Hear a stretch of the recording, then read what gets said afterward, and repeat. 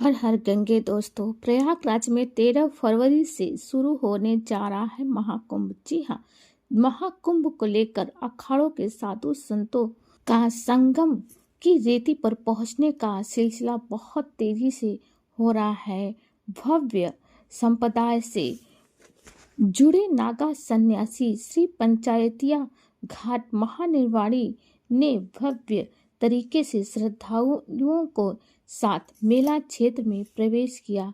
महानिर्वाणी अखाड़े ने 7 किलोमीटर लंबी शोभा यात्रा के जरिए अग्नि प्रवेश में कार्यक्रम अल्लाहपुर से बागंबरी तक स्थित अपने आश्रम बड़ी धूमधाम से शुरू किया। इस दौरान इस अखाड़े से जुड़े नागा सन्यासियों ने हर हर महादेव करते हुए अपना युद्ध कौशल भी दिखाया। जी हाँ, घोड़े, ऊंट और हाथी पर सवार होकर पूरी यात्रा में आकर्षक देखने को मिला। हाथों में अस्त्र शस्त्र लेकर नागा सन्यासियों ने छावनी प्रवेश करने में अपना जौहर दिखाया। वहीं अखाड़े से जुड़े साधु संत भी राजशाही अंदाज में चांदी के रथों पर सवार होकर इस छावनी प्रवेश पर शामिल हुए। महानिर्वाणी संत महंत यमुनापुरी के महाराज ने बताया कि इस अखाड़े के मुताबिक परंपरा बड़े भव्य तरीके से छावनी प्रवेश की शोभा यात्रा निकाली गई है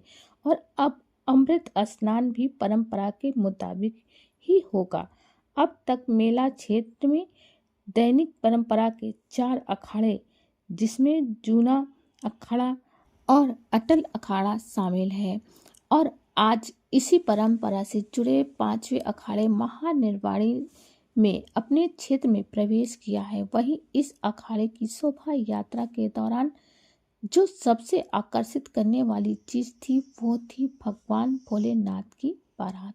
जी हाँ, बोल बम के भक्तों ने शिव बारात में बाराती के रूप में नर पिशाच शिव तांडव करते हुए कर्तव्य दिखाया। अपने मुंह से आग से गोले उगलते हुए साथ में भस्म की होली भी खेली। महादेवाड़ी अखाड़ा हिंदू परंपराओं के आधार पर स्थापित अखाड़ों में तीसरा सबसे बड़ा अखाड़ा है।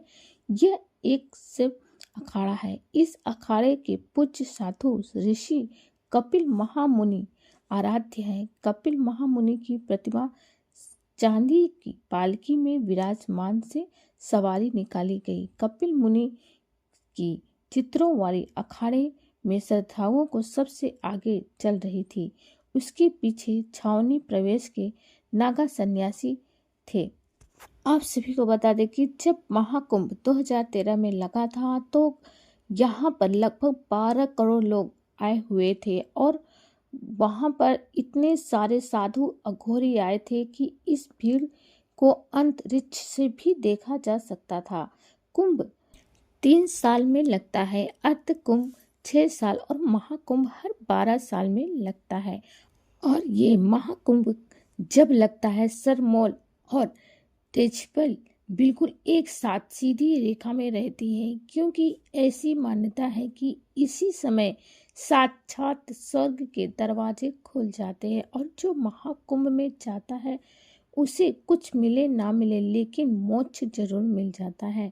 कहते हैं कि इस समय सभी देवता स्नान करने के लिए आते हैं। समुद्र मंथन के दौरान धरती पर 4 जगह अमृत की बूंदें गिरी थी, प्रयागराज, हरिद्वार, उज्जैन और नासिक, जिसकी वजह से मोक्ष प्राप्त करने के लिए पहुंच जाते हैं श्रद्धालु। इस साल महाकुंभ 2025 में प्रयागराज में होने वाला है, जहां पर पवित्र 3 नदियों का संगम है, गंगा, यमुना और सरस्वती।